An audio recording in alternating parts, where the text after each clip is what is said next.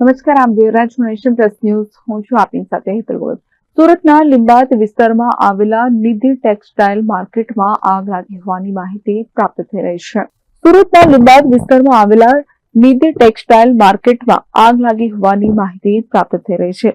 પ્રાપ્ત માહિતી અનુસાર વહેલી સવારે 5 વાગે નિધિ ટેક્સટાઇલ માર્કેટમાં આગ લાગી હતી કે જે અંતર્ગત બેઝમેન્ટમાંથી ઇલેક્ટ્રિક વાયર દ્વારા આગ 5મા માળે સુધી પહોંચી ગઈ હતી.